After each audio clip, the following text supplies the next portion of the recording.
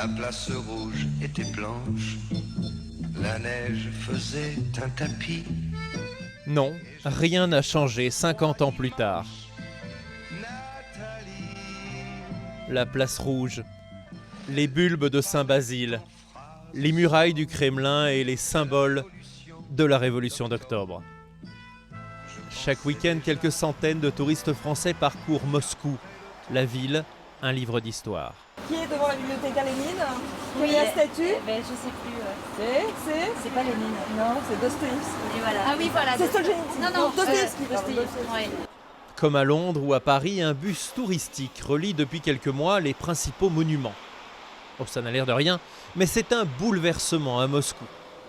Ici, il y a 25 ans, les étrangers ne pouvaient pas sortir seuls et encore moins exprimer publiquement la moindre opinion sur la ville.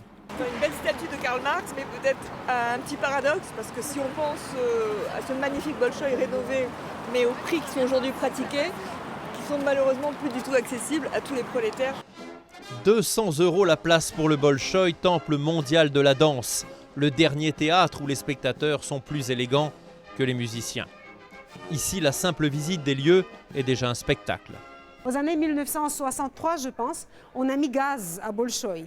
Et la lampe que vous voyez, c'était fait à l'époque. Et c'est la lampe de gaz. Et apparemment, c'est la lampe française. Et la poids de cette lustre est à peu près 2 tonnes. Le Bolchoï est si couru qu'il convient de réserver ses places 6 mois à l'avance pour voir s'ouvrir le rideau monumental.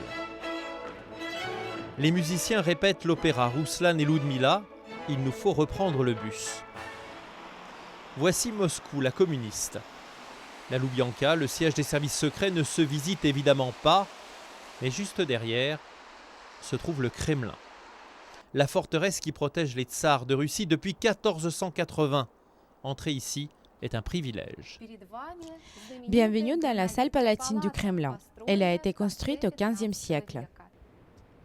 Les palais sont enchâssés les uns au-dessus des autres au Kremlin. De cette première salle historique, celle d'Ivan le Terrible, il ne faut monter que quelques marches, traverser quelques couloirs pour arriver ici. Dans la salle du trône, celle où Vladimir Poutine, 3 fois par an, offre des réceptions prestigieuses aux grands de ce monde. Si vous n'êtes pas invité, faites plutôt comme les 7000 Français de Moscou, un pique-nique dans la forêt voisine. Elle est bien près de la ville et l'on y va pour de multiples raisons. L'ambiance, la chaleur humaine, la convivialité. Moi, je suis venue chercher l'âme russe. Les bouleaux, la neige, le froid, la vodka, enfin la Russie profonde. Et qu'importe qu'il fasse moins 25 degrés ici, on fête février, les jours qui rallongent. C'est peut-être cela le secret de l'âme russe. Fêter n'importe quoi, demain sera sans doute pire.